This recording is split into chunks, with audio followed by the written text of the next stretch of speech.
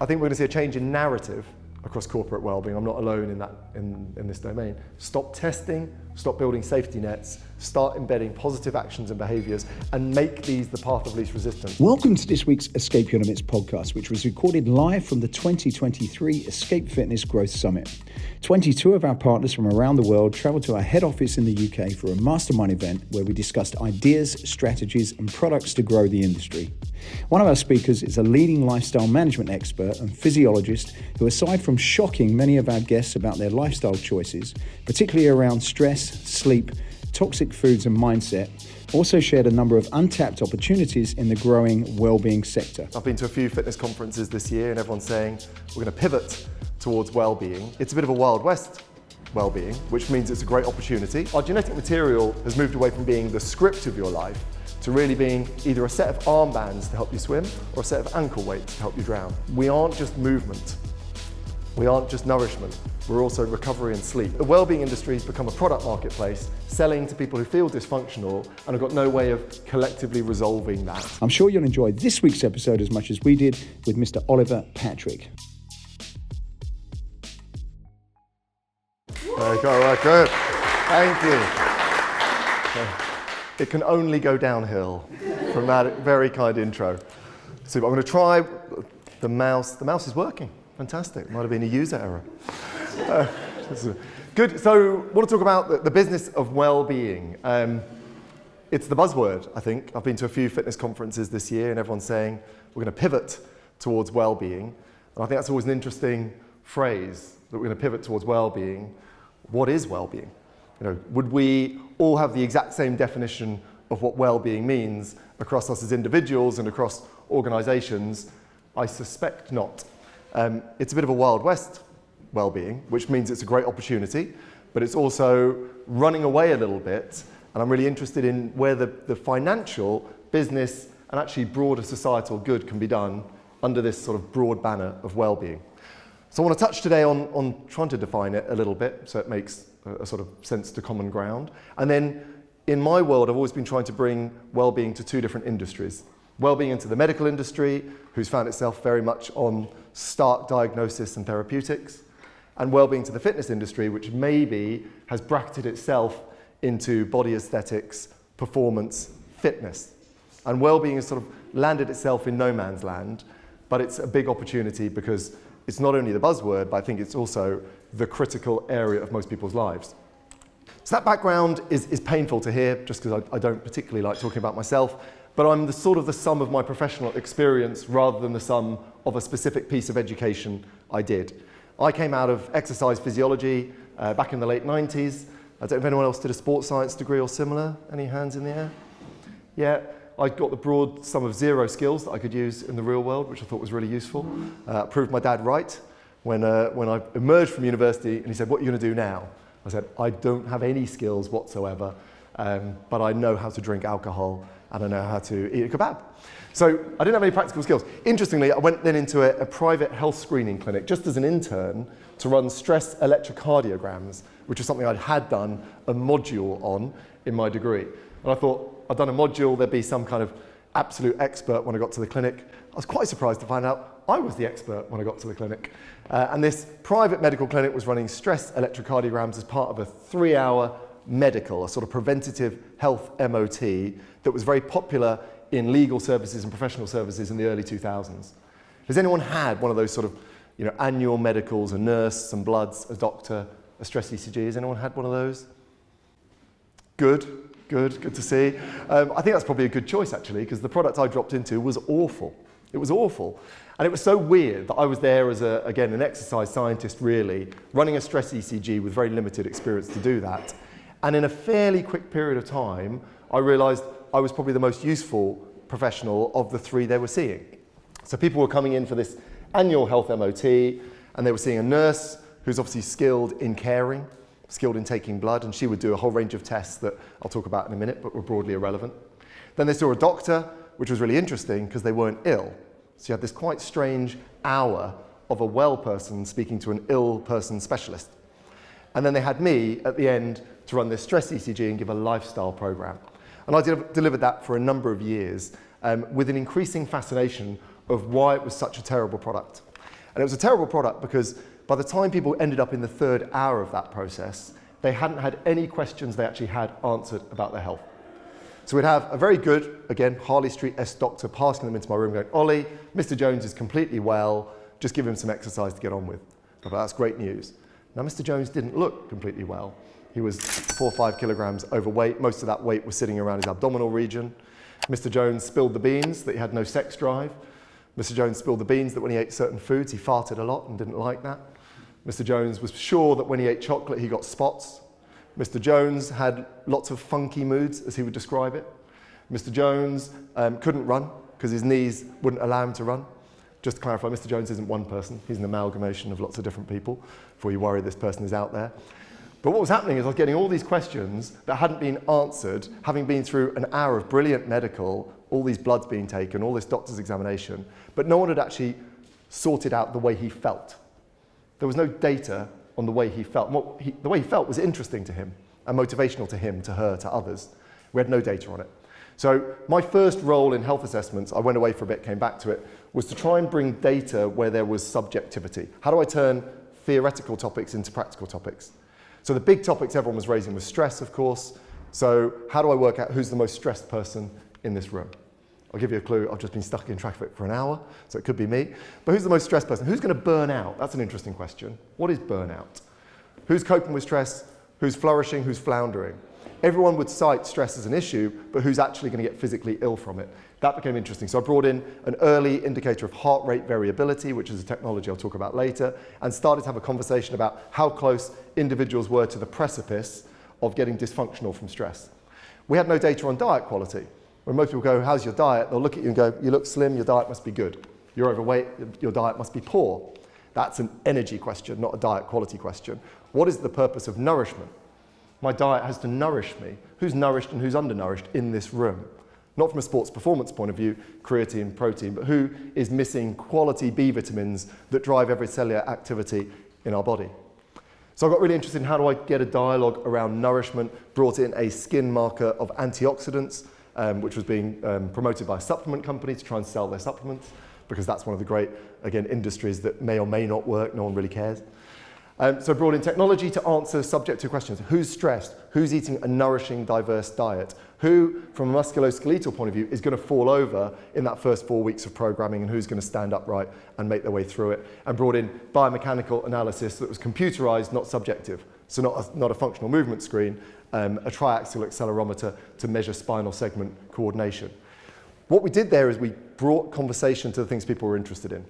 The tech was and still isn't perfect, but it allowed a better quality of dialogue that said, you're actually stressed. Now I want you to adhere to these behaviors. You're actually eating a poor quality diet. I want you to adhere to these behaviors. You will get injured, if not now, at some point. If it's not an injury, it'll be non-specific back pain. Here are some ways to mediate that.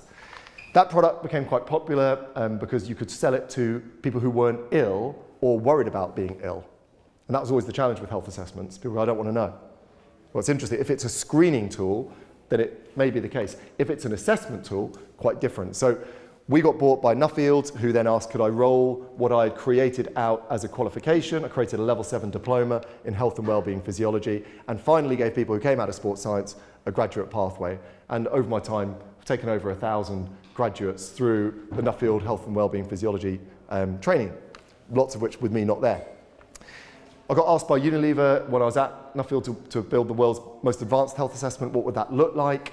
It was a really interesting project as a multidisciplinary team.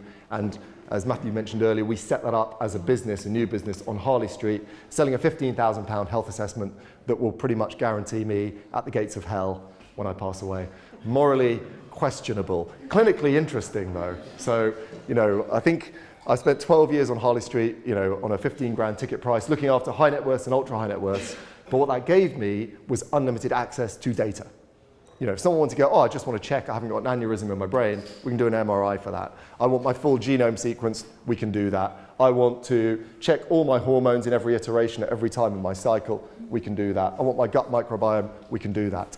So when we come to the concept of physiology, my life has been measuring it, but in the context of the individual sat in front of me. And in the process of building advanced health assessments, interesting, it's brought me back to well-being, and that's the journey I want to share today. I currently work as clinical director for Pillar, which puts integrated wellbeing facilities into luxury hotels. Future Practice is the training house that Matthew mentioned, where we train fitness professionals in stress and sleep coaching. And Latest Health, I'm back building health assessments for organisations, because I think the traditional health assessment model is so inherently flawed, and I'm not surprised none of you have taken it up, because it's got very little to say to you. What I'm going to put up here, when it's going to be thrilling when it comes up, is probably the graph that defined my journey, and it's called the illness-wellness continuum. You can borrow the mouse, yeah. And it's really that idea of, it's really difficult for me to do any kind of talk to a group of people about health, because each of you have a different perspective on what being healthy means. And that was really challenging for me, that being healthy for someone who's got a cancer means less symptoms of chemotherapy. Being healthy for someone who's got young children is waking up not in a terrible, terrible mood. Being healthy for someone who's got chronic pain is having less pain. So it's very difficult to say that is what health means to everyone here. Look at that, marvellous. So that's a version of something called the illness-wellness continuum, which was created by Dr. John Travis in the 70s. And for me, it was a really powerful graph. In the fact that it started to position what I was seeing as the fallibility of modern medicine, is the fact that it assumed good health was the absence of bad health, which it isn't.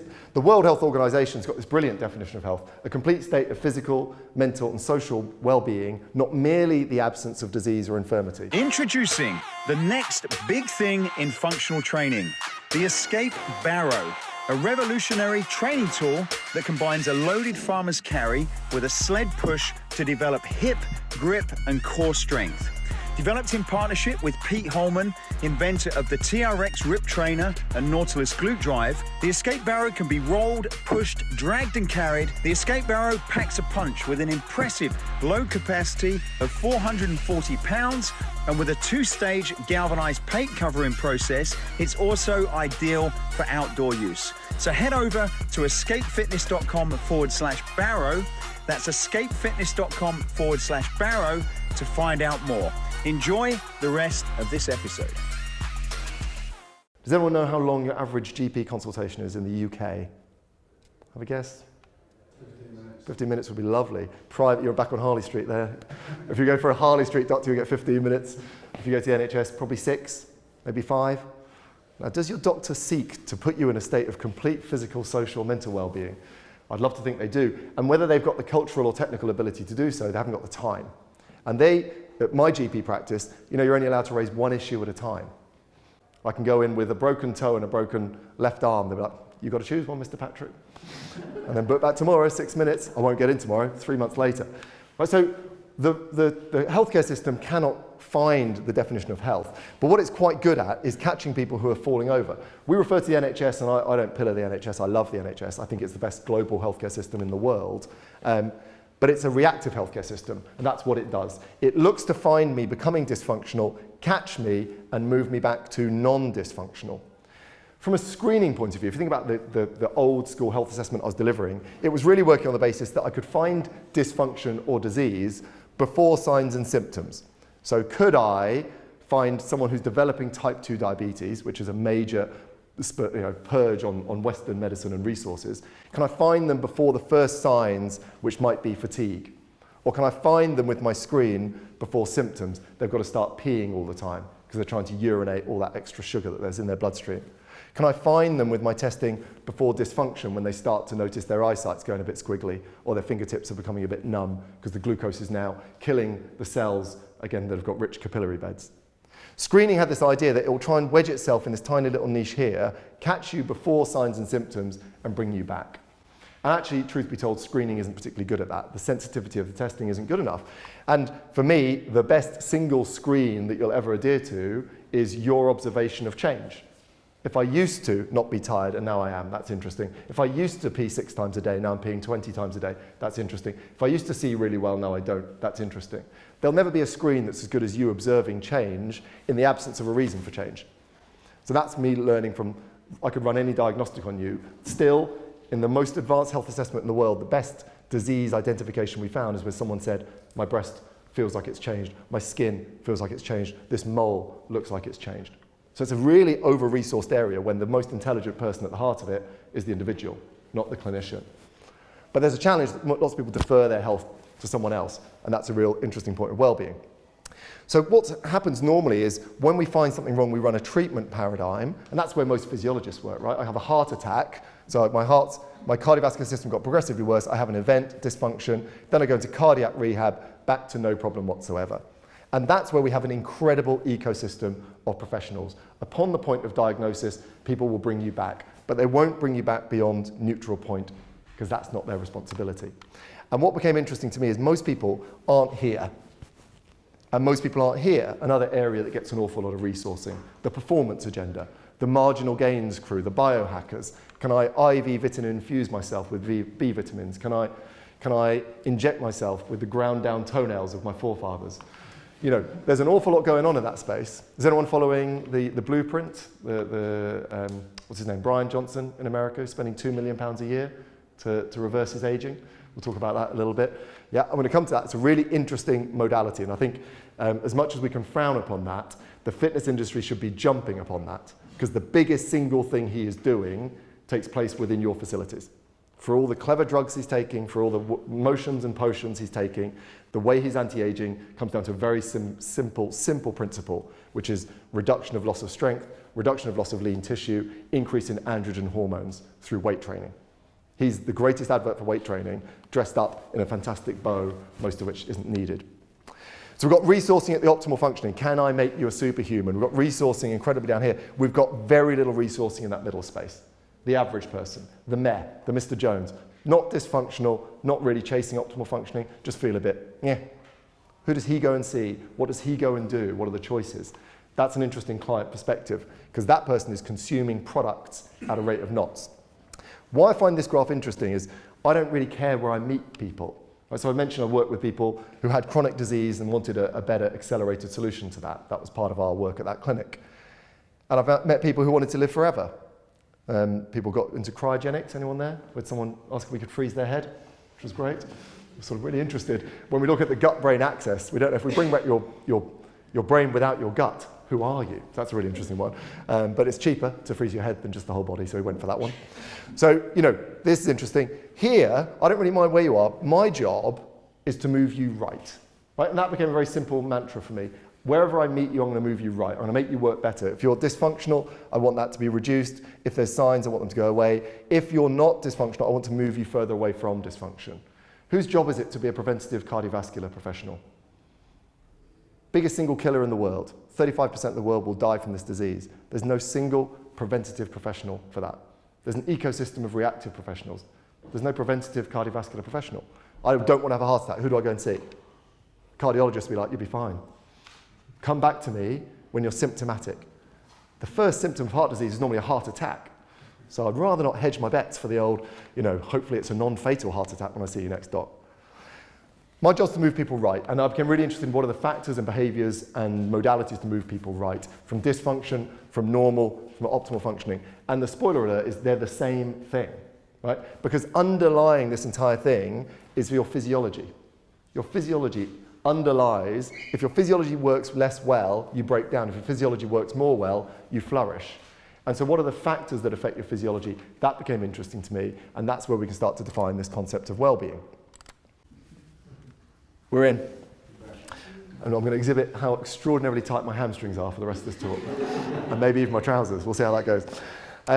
So what became really interesting, what are the factors under my control? You know, I got really interested, of course, when we first started mapping the human genome, and everyone thought when we, you know, decode it, I had no role in the decoding of human genetics.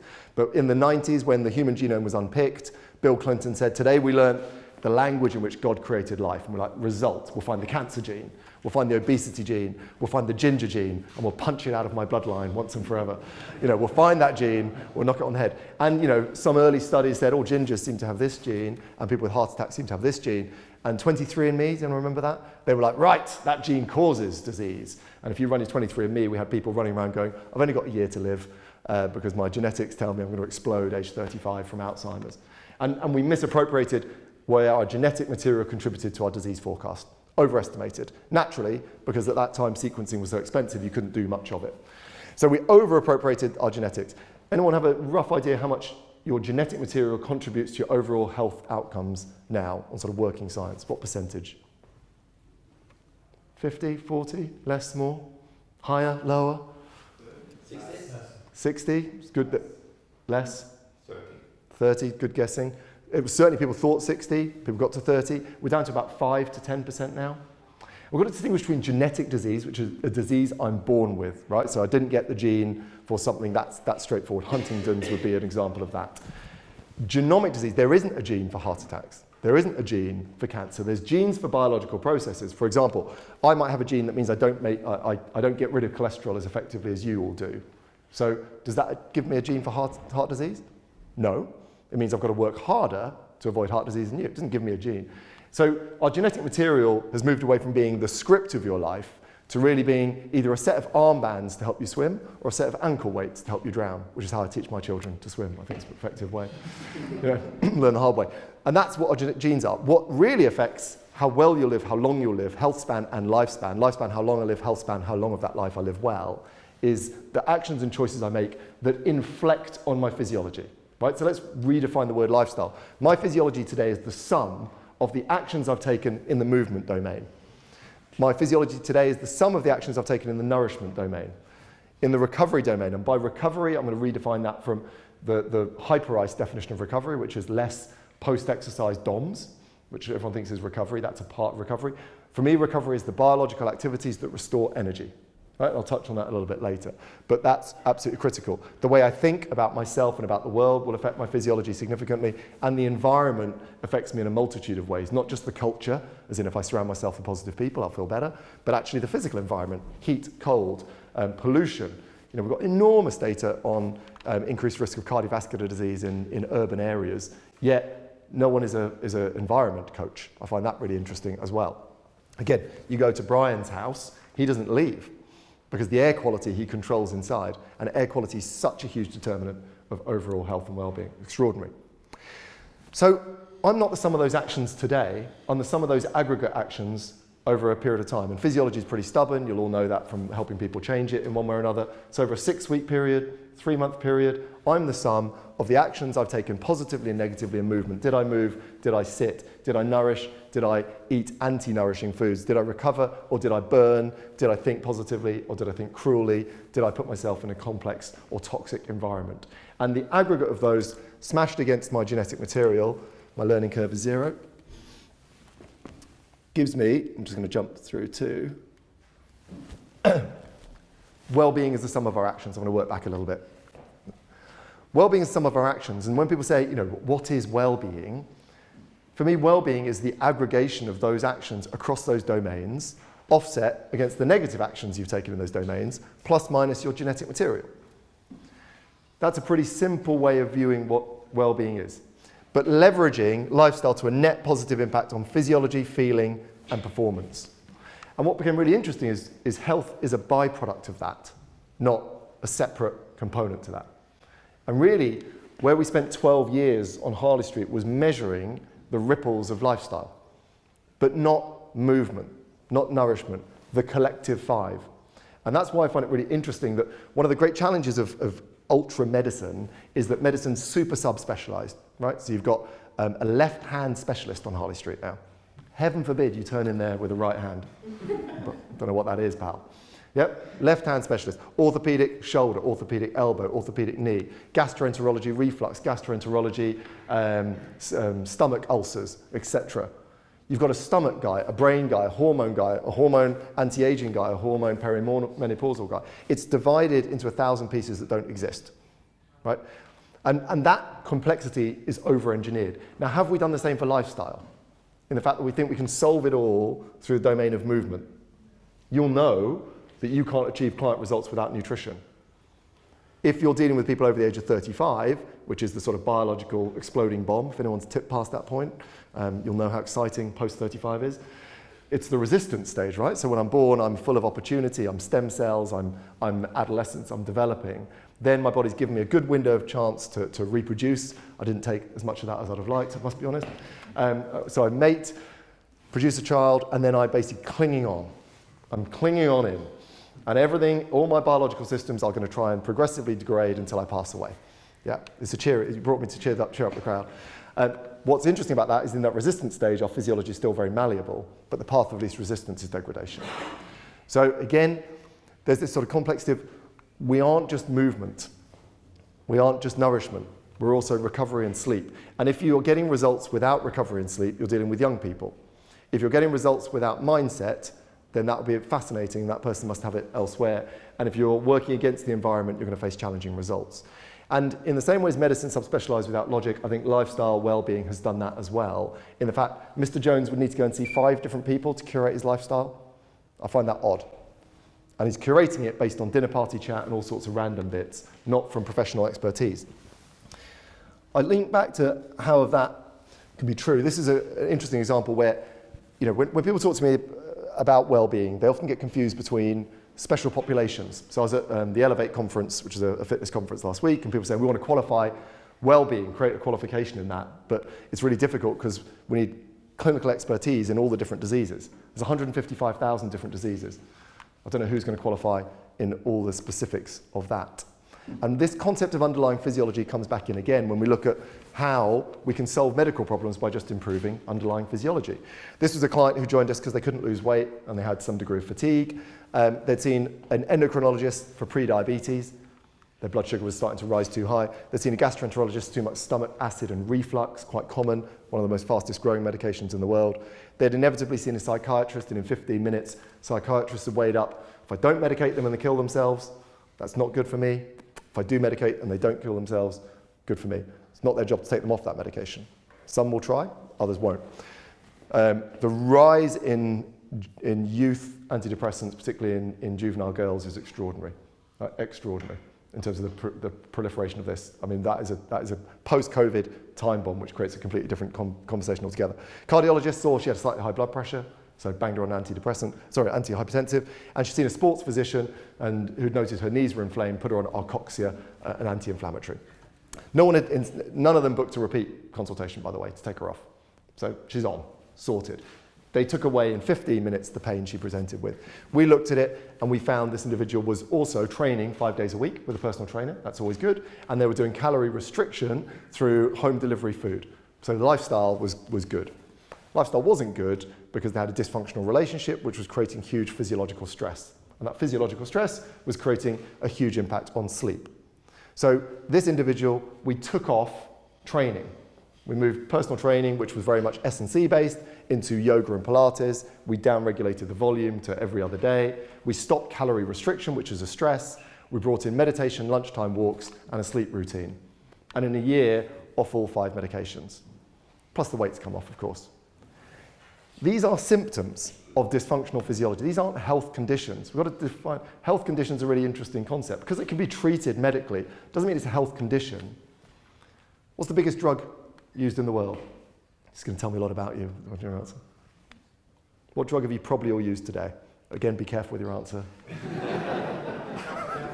Caffeine. Caffeine's really interesting because, I remember finding out about people who couldn't feel pain. You might have heard about the people who've got no pain receptors. They have a very short, difficult life because pain is an incredible feedback loop telling me there's a stone in my shoe. And that stone in my shoe is now born into my skin, broken my protective barrier, it's got infected, I've got sepsis, I die, I didn't notice. And again, that's one of the challenges with people with type 2 diabetes, those ulcerations of their feet they can't feel because they've lost the nerve sensation. So you wouldn't advise someone who had pain all the time to take ibuprofen. You wouldn't advise someone to continually medicate the symptom. You'd go, where's the pain coming from? I think it's really interesting we do that with fatigue, that we've decided fatigue is a non-interesting biological feedback loop. We're just going to destroy it. We'll caffeinate it. We'll adrenalize it. We'll mix it up. We'll talk more about that later. But this person was getting multiple distress signals from their body, each of which was ignored and taken away.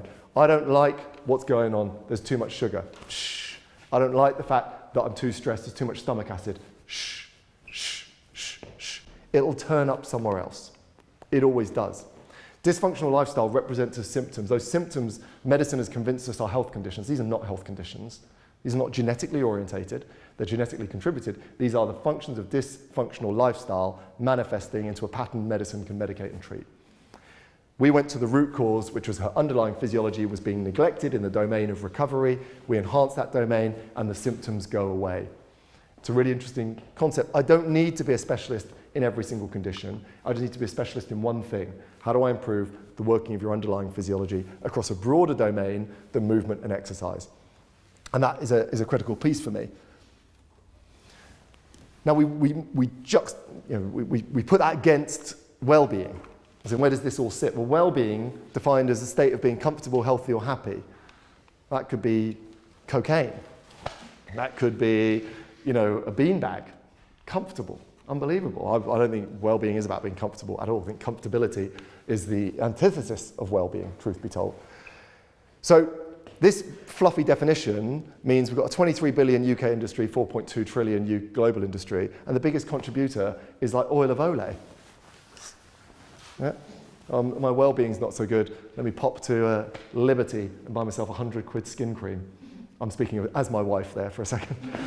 God bless her, God bless her. So, biggest contributor is anti-aging creams, right? This is the idea. This is fascinating that the well-being industry has become a product marketplace selling to people who feel dysfunctional and have got no way of collectively resolving that. And that to me smells of opportunity more than anything else. When I say it's a sort of a product-based industry, if I've got frequent tummy upsets, a bit of a call-out session, what would I do? What might you take? Anyone get to dodgy tummy here and then? What might you take? I don't know. In America, Pepto-Bismol. Yeah. So like a Rene for us, something that kills the stomach acid. Chalk. I've got too much stomach acid. Take chalk. That's pretty interesting. We've got a huge global rise in things like probiotics. Does anyone take a probiotic? I do, by the way, really, really useful. But again, is it the solution? The frequency of gastrointestinal discomfort is rising. It's a good profession to be in. With a multitude of new conditions, small intestinal bacterial overgrowth, leaky gut. Has anyone heard of leaky gut? These things are rising. Yeah, we've got better diagnostic tools, but most people are self-solving. Collagen boomed onto the marketplace a little while ago. Everyone remember that? Collagen, people think it's for the skin. Its biggest role is on the gut. Probiotics, etc. But Rene, antacids would be the biggest thing there. General fatigue, we talked about it. Starbucks is doing well, I hear. Share price, should have got in early on that one. Coming up next. The most future-proof activity in the fitness environment is weight training. And that's a real fallibility of the fitness industry to take the strength and extreme it. VO2 max here, so the volume of oxygen I consume in a minute, is the single best predictor of life expectancy. Better than any cholesterol test, better than any blood pressure, better than any genetic test. Stop spending money on trying to be a catch-all disease environment and create a culture that embeds movement, nutrition, and quality rest and recovery. And that's what your entire budget should be spent on. The individual is the only person whose job it is to be well. If I change your fitness, it's going to take months. If I change your diet, it's going to take months. If I change your sleep, in 3 days, you'll be literally worshipping the ground and walking on. At the moment, no one owns and controls well-being, and I'd like to see fitness be the main stakeholder in that moving forwards. Poor sleep. What's a good solution for bad sleep? What might your clients... What was that? Energy drinks. Energy drinks. I mean, they are the cause, but they wouldn't be people... I mean, Gordon Bennett, I queued past an Asda the other day, and there were just 13, 14-year-olds with Monster energy drinks at about 4 o'clock. And then we have to start linking back to things like sleep being our trauma therapy and people rising with incidents of depression. So the rise of energy drinks is a fascinating mismanagement of consumer demand and actual human physiology. Poor sleep. If you can't sleep well, what might you have? Melatonin would be progressive, yeah, and would work quite well. It's not actually a sleep aid, it's a circadian rhythm recalibrator. So it does work for some people. For most people, it's useful for jet lag when traveling east, so it's valid there. I think if you took a sort of wise audience, I've got a group of thought leaders in here, alcohol would be a big sleep inducer. Yes, alcohol does improve sleep latency, helps me fall asleep at dinner parties and other social events. What it doesn't do is enable sleep quality. So we again have a fascinating cycle where some people medicate with a sedative, or they presume it's a sedative. They stimulate in the morning, sedate in the evening, and think again this weird skin rash they've got is something to go and see some kind of dermatologist about. I'll come back to that potentially later. Stubborn weight, where might we go in the modern world? There's a new sheriff in town on weight. Yeah, really good. So Ozempic, the semaglutide, this is fascinating. And a real challenge and opportunity to the fitness industry, but I'll look for something passive. I might have gone to green tea extract. I might have gone for liposuction. I might have gone elsewhere. But again, with the semaglutide and the Ozempic, the injectable medications, which fundamentally, let's be clear, are doing the same job as fiber. Right? What do? They change how full I feel, and they change my sensitivity to glucose. Do you know what else does that? Fiber. 60% of the US diet is ultra-processed, hyperpalatable food, which has had fiber removed from it. So what we'll do is we'll change our diet, and then we'll inject the thing that does the thing like the thing that we're, it's interesting. What's interesting about weight loss, it's very different from fat loss. Okay, so we've got a huge interesting thing here. If I take a 100 kilogram male who's got 30% body fat and I lose him 10 kilograms of muscle tissue, he may weigh 90 kilograms. His body fat percentage is going to be 32, 33%. He's got less tissue to absorb glucose. He's got less tissue to help manufacture testosterone. I've made that person far less healthy, 10 kilograms lighter. So weight loss has never been the challenge. Body composition change is fundamental here. But again, product in that place, Ozempic, the biggest brand of that at the moment. Heightened stress. What do people take for stress? Xanax would be a really good one, yeah? And you can get these things like that now. I'm super stressed. I'm burnt out. Yeah, yeah. We all know someone, but it's crucial.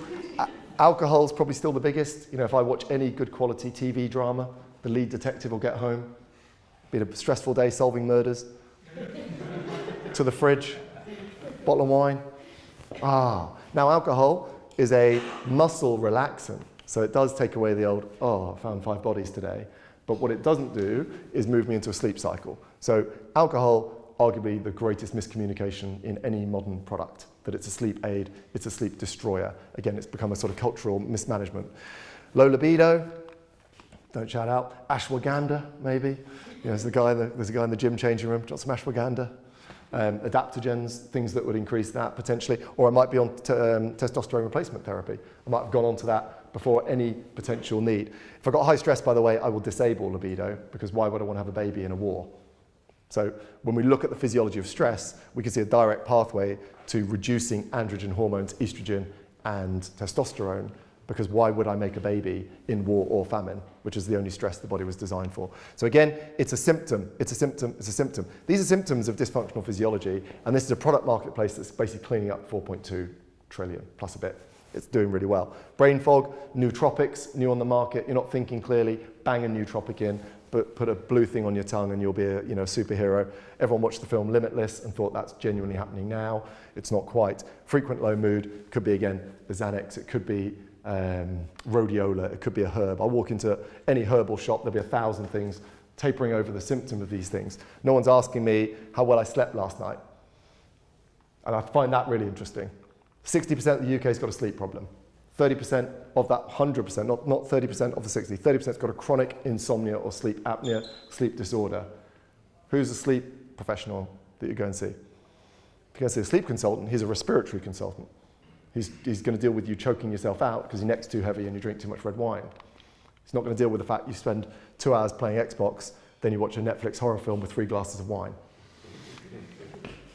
Imagine you know someone like that. So I think it's really interesting that there's a product marketplace there for the taking. And again, it comes down to a simple principle that if I take the 5 domains of lifestyle, one being movement, one being nutrition, one being recovery, and then mindset and environment, these are the big 3. If I move well, nourish well, recover well, I'm dealing with the roots of human physiology. That is what I'm doing.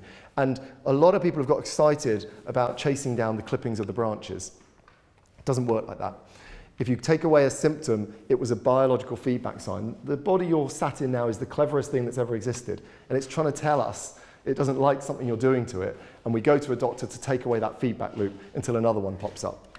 How many people are on 6 or 7 different medications? It's the same thing, popping up in different places. And where it pops up for you will be your genetic weak point. That's on the wall of your life where there's a vulnerability. It goes through there. So people say, well, there's no link between stress and gut, stress between stress and skin, stress and... There's no singular thing. One thing doesn't cause one thing. When our collective physiology doesn't work well, your weak spot will manifest. And that'll be different based on your particular genetic material. So that to me is well-being, is in how do we get going into there? Now clearly, in history, there's sort of a question on how do I get into that as a topic. You know, when I was at Nuffield, it was very interesting that it was keen to move into the well-being space with some determination.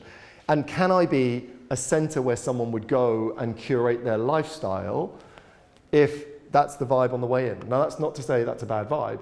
It's just, can I then coach on mindset? Can I coach on sleep? Can I coach on gut? To an audience who've never been in the gym before. My benefit in life is that I've spent my time with people who don't go to the gym. And what they perceive about the gym is all the things we assume them to perceive about the gym.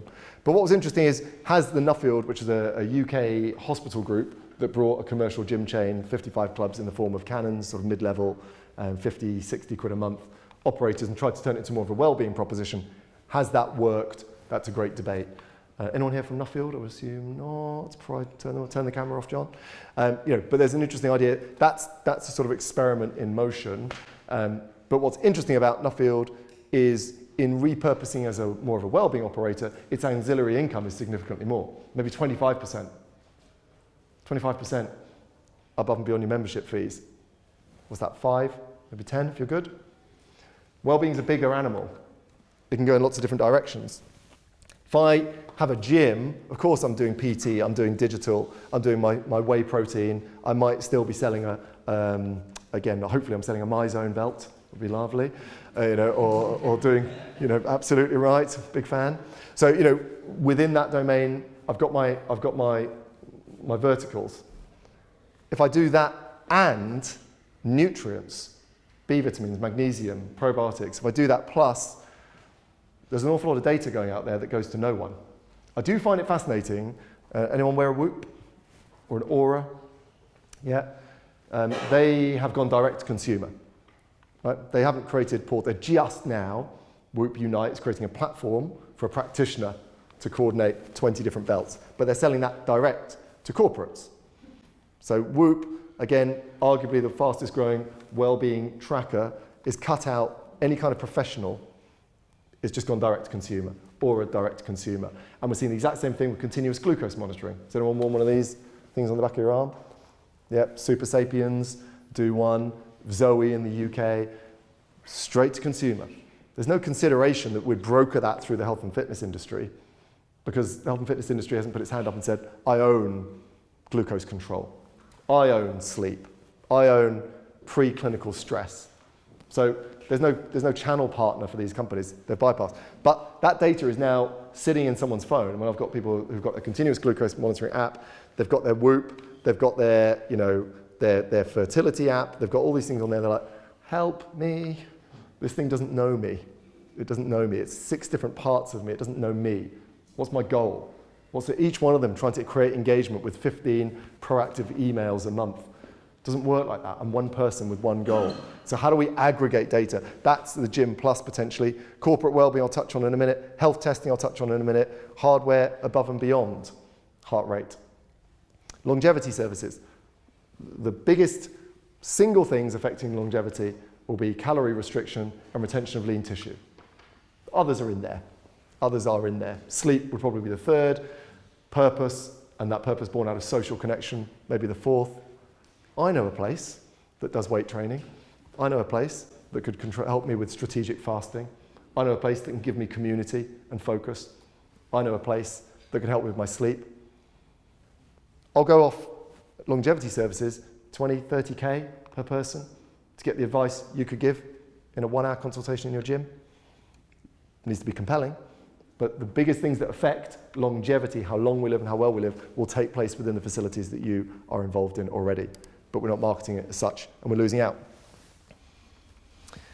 And there's lots going on already that's already cut out. So again, we've got products that are innovating in the well-being space that, yes, excessive inflammation will create more muscle soreness, will deteriorate my likelihood of wanting to train again. So Hyperice are doing really well with my hot-cold exposure. They're doing very well with my, again, Normatec trousers.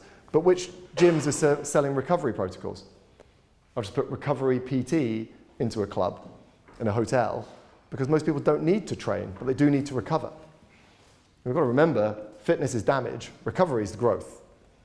If I train someone 6 days in a row who's working a busy job with young children, the likelihood of that being an overtraining pattern is so significant. So wouldn't that person benefit from still seeing me tomorrow, but we'll do a recovery protocol instead? I've already got the hardware.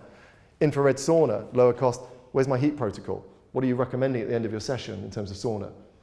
3 saunas a week, proven to have almost the same impact on reducing cardiovascular disease as cardiovascular exercise. If you're aware of the Finnish sauna study, a lady, Susanna Soberg, is promoting more the cold water therapy because everyone wants to sell you a cold tub. Who's got a cold tub, by the way? Oh, resistant group. Very good. Well, we shall see. There's validity to it. Great. We'll not bow to the trends. I don't think I can go on any social media platform without someone dunking themselves in a pair of Speedos. And maybe that's my Google search history revealing itself. So infrared sauna. So here again, is that me Googling myself? Oh, good. Here we go. Don't Google myself. So it's brilliant. Within these bits of technology, it's real-time scripting, these bits of technology exist, but they aren't being leveraged as services. They exist, so all I need to do is wrap a bow on them and deliver them judiciously, and I have a well-being revenue line. Wearables again. Where's my data coaching and strategy? Food supplements. Of course, I know I can get whey protein, I know I can get creatine, and creatine we're seeing broadening its benefit to females perimenopausally, so above and beyond. But most people have a nutritional gap, which is the food is non-nourishing, and the supplements they require will backfill that. So how do we get into that topic in a valid way?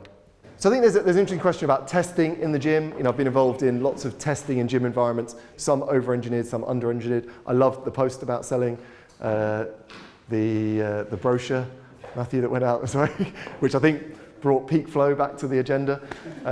Peak flow, the original mad test that was in gyms. Like, do you know what we should do? We should look for asthmatics. Yeah, they won't have revealed themselves anywhere else. We'll get a middle-aged person and we'll find asthma in them with no baseline data, with no clinical expertise whatsoever. So we sort of started here, but data is evolving. That's me and Anthony Joshua, not side by side. But cardiopulmonary testing has become democratized. The American company Pinoe created a portable metabolic gas analysis machine, which allows me to measure your metabolic rate, your daily calorie burn. Ultimately, when you measure metabolic rate, you're going to get an incentive for more cardiovascular work in zone 2, zone 5, and more resistance training. So the test data will point back to the things you're selling because they're the main interventions that affect it.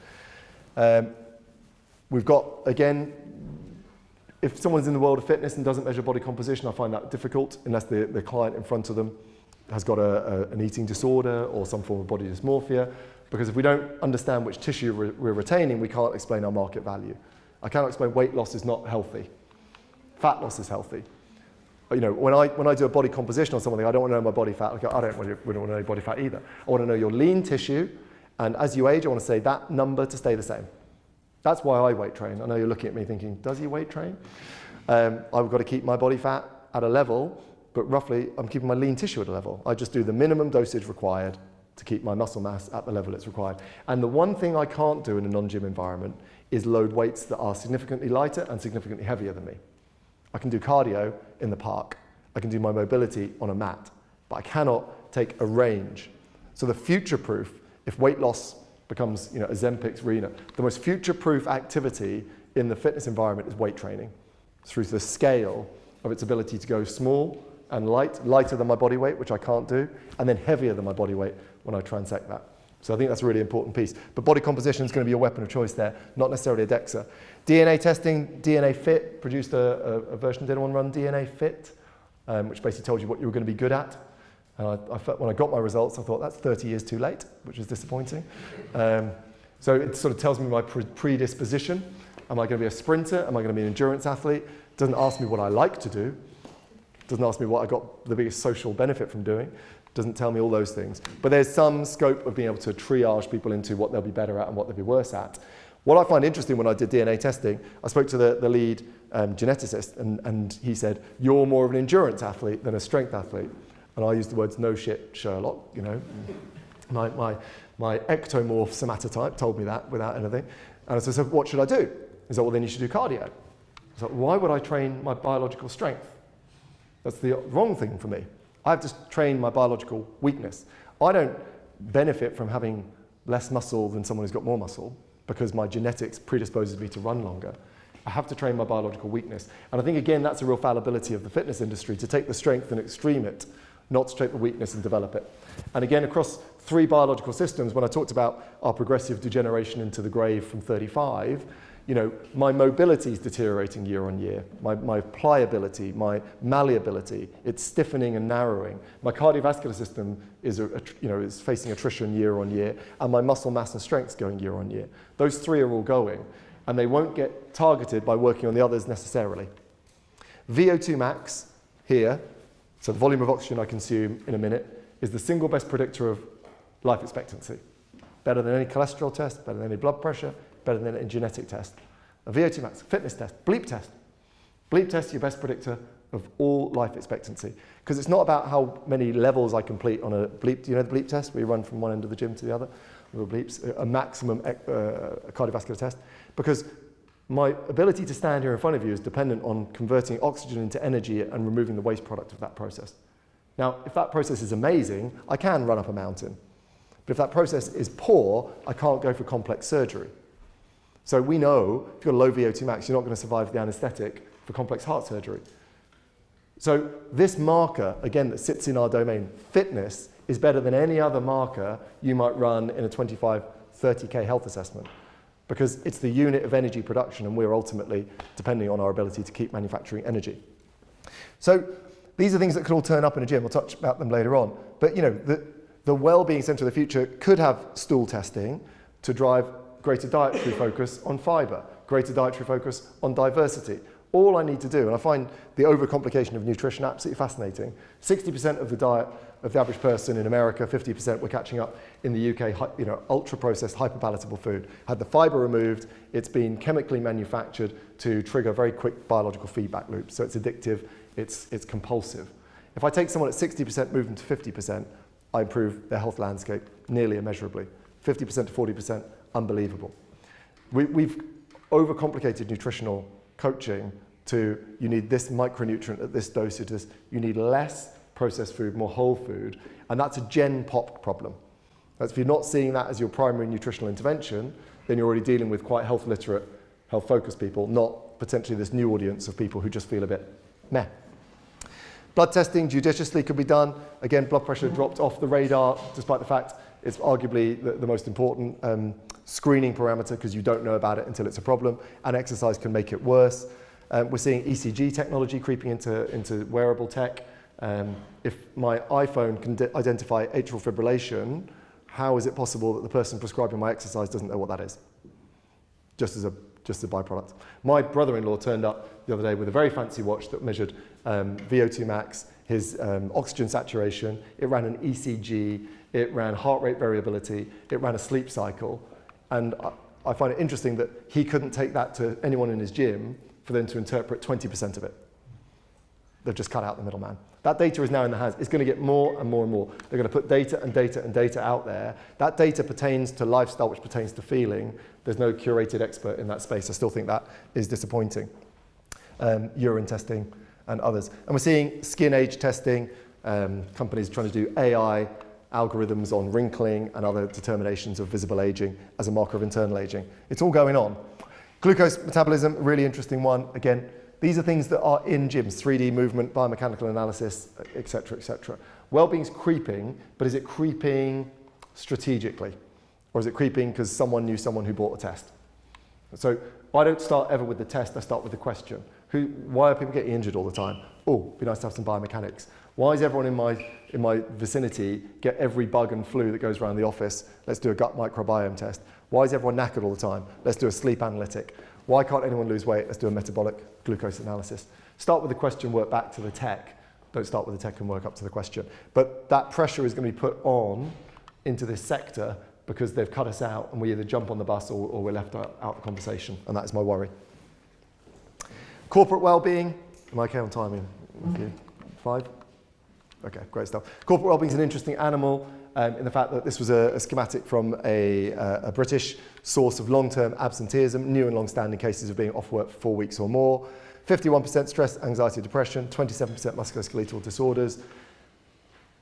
I can fix both of those things largely through domains of improving lifestyle, largely.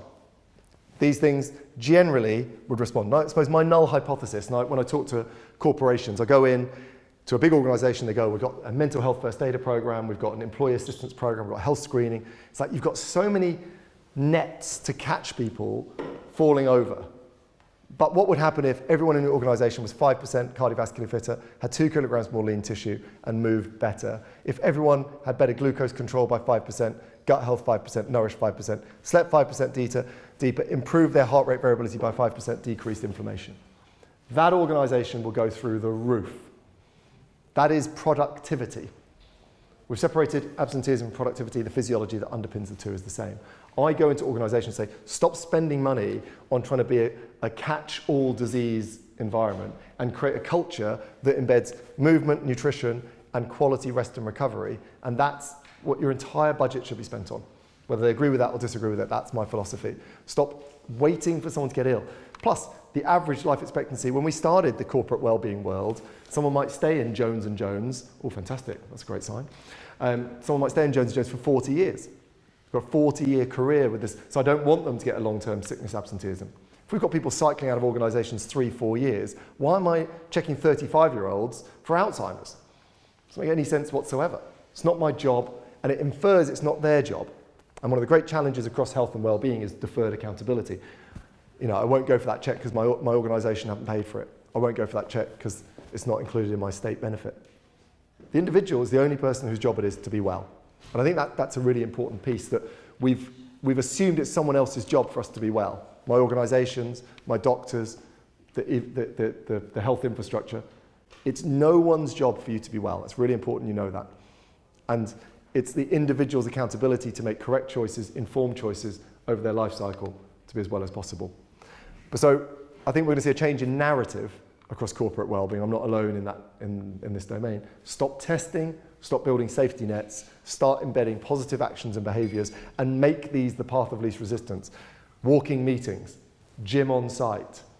Let's make sure we have, again, stretching capability, sit-stand desks, straight away, job done. Glucose, strip out ultra-processed food from the canteen, make people walk. Gut health, again, provide high fibre options, nourishment, potentially subsidised supplements. Sleep deeper, hard stop on office emails. Again, cultural changes, give people a day calibration on international flying, improve rest and recovery. I remember years ago when I was looking at the physiology of stress, and RMSSD is a marker of heart rate variability, and I found quite good results in smokers, which hurt me. I was like, why are smokers less stressed than non-smokers? It's because every hour they pop themselves outside. How's it going, Barbara? You know, amazing. Little micro breaks. And that, again, let's also be clear, they did develop lung cancer, unfortunately, so, you know, everyone loses. So smoking had this benefit of breaking up the day, which we don't do otherwise. Who said we can do back-to-back 90-minute Zoom meetings? There's no clinical trial on that. Straight into business operations. I've seen some extraordinary scheduling that jars directly with human physiology. So that's operating rhythm of the organisation. What is the operating rhythm of this company? Again, if I go to my traditional health and well-being consultant, they'll sell me 15 peripheral catch-all services. I need someone who's going to change the actions and behaviours of my workforce. That should be a satellite of a local facility or an individual who can do that for me.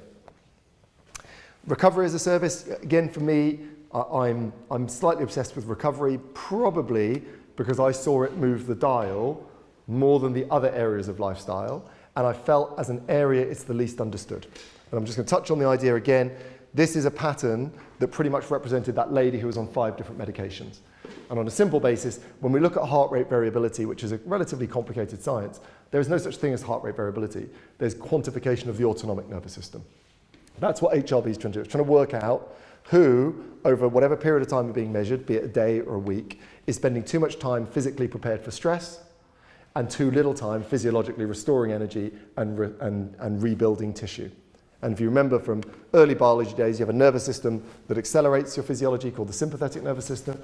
You have a nervous system that decelerates your physiology called the parasympathetic system. And if you have inadequate parasympathetic tone, you will become dysfunctional. by the very nature of what those two systems do.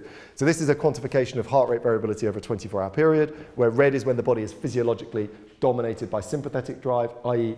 it's ready for stress. Green is when it's parasympathetic, i.e. ready to relax and digest. Does that make broad sense as a principle?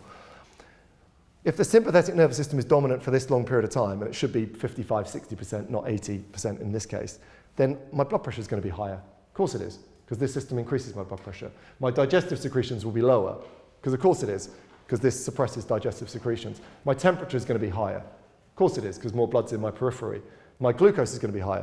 Of course it is, because this system activates glucose so I can get out of the way of danger. My sleep will be suppressed. Of course it will, because I'm waiting for someone to jump through the window. It's not complicated on a basic level that hypervigilance is the modern day plague. Right? Hypervigilance, the continual preservation of I need to be alert and switched on, starts neurologically, ends up physiologically. And HRV is just measuring that. And it's selling it to people who overtrain, because that's quite a simple box. It's like, whoop, you're overtraining, you're undersleeping. Whoop is not a movement or physical activity tracker, it's a balance of life tracker. When I first started measuring stress through heart rate variability, cortisol, other, I thought executives that I was dealing with would be super stressed because they were making big billion-dollar decisions. They had big suits on, and some of them wore bow ties, which I thought was very threatening. They weren't super stressed because actually their kids were going to a nice school, they lived in a super nice house. They actually controlled most of the variables that affect them, very different to other social groups. But they did have a similar pattern, which was they never switched off. And physiologically, they're the same thing. If I disengage the ability to switch off, it's the same as being continually switched on. Because this biological system is energy restoration. If I don't spend enough time recouping energy, I will seek energy elsewhere. Obvious ways for me to recoup energy would be caffeine. Another obvious way would be sugar. Another obvious way would be to be a bit of a dick, argumentative, get into an argument, get my adrenaline up. Monster energy drinks. Nootropics, products that are booming because we have an inadequate recovery problem. Why have we seen $2 billion meditation companies? Because meditation, which whether it works through a change in mindset, be mindful meditation, or regulation, down-regulation of breath, will put green on my graph. Meditation is smoking without the cigarette. It's pauses that break the continual hyperstimulation. If we can put things into the day that drive recovery into the day and accelerate recovery at the night, we solve most of the problems people come in with. I cannot tell you how many people came in with complex health conditions. We measured this, we changed this, the problems went away. You can only do that so many times before you start going, why aren't people driving a recovery narrative? And that's what I left Viavi to do largely, was drive a recovery narrative, which needs to be embedded on top of a movement narrative and a nutrition narrative. Those need to be in place. And I can only think of one profession that's already extremely skilled in movement and nutrition and just needs to add a slight additional focus. Within that, we get the opportunity to solve sleep. I said some of the stats on it. Sleep has been, again, it's risen and ebbed and flowed, but there's no one to give consistent sleep advice. Most people get their sleep advice from Matthew Walker's Why We Sleep, which is a very good book if you haven't read it. But sleep, what's interesting about it is the value of deep sleep in terms of memory consolidation, immune modulation, the benefit of deep sleep in energy restoration. It's absolutely wild. But if I have this traditional pattern of hypervigilance into low sleep quality, I don't get any of that deep sleep restoration. People have sort of got obsessed with tracking sleep. The general principle is if you don't sleep well, don't track sleep. If you do sleep well, by all means, track it and brag about it. But it's, the tracking isn't really the relevant piece. The actions and behaviors that amend it are crucial. So sleep as a service becomes really interesting to me because if I change your fitness, it's going to take months. If I change your diet, it's going to take months. If I change your sleep, in 3 days, you'll be literally worshipping the ground and walking on because I've solved an immediate problem. We can live a long time without exercise. We can live a long time without food. We can live days without sleep. It's a low-hanging fruit. It's a systemic problem from a hypervigilant society. Recovery is a pathway to better sleep, and it's not complicated. For me, a pathway to well-being, we start with fitness. It's complicated, and it's programming, and it's brilliant. We add nutrition, but simple. We add recovery, biological mechanisms that reduce inflammation and encourage the ability to switch off. We add sleep and mindset. If I build that person, or I build that facility, I solve 95% of whatever someone walks in the door complaining about. The 5% might well be a clinical issue. What do I think about the wellbeing person, facility of the future, the business of wellbeing? I think they need to support lifestyle capably across all 5 domains, not be a subspecialist for a general population. We need specialists always. When my knee is broken, I need the right knee orthopedic. When my knee isn't broken, I need the generalist. And the death of the generalist is an opportunity. And I want people skilled in normal populations. We've spent a lot of time and money trying to become a special populations avenue. Yes, hospitals might send people, but general people are out there buying products and services randomly without any curation. What is the opportunity of the normal general pop, not chasing the ill, not chasing the performance? That's a big audience. There's lots of them. And that service line, because it's not dependent entirely on moving things and a facility, can operate very well in the digital landscape.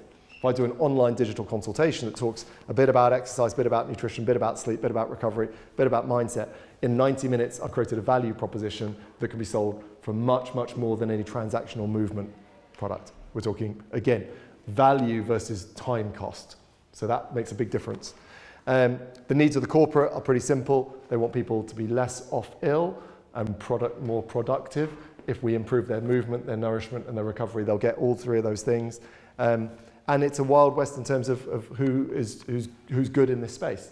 And I think at the moment, no one owns and controls well-being, and I'd like to see fitness be the main stakeholder in that moving forwards. I'm not very good on socials and things. We've got futurepractice.org is the training business, at futurepractice_ is the Instagram, and I'm at clinical wellbeing, which is an awful name. I need a rebrand on all things me. I'm very happy to take any questions. It was a lot of info, so I hope useful. Hope it forms part of a great couple of days altogether. And thanks so much for your time and attention. Great to see you all. Thank you for listening to this episode. If you've got any value from it whatsoever, then please do us a favor, like, subscribe, tell somebody, and that will help us to be able to continue to do more of these and help you escape your own personal limits. Thanks for listening.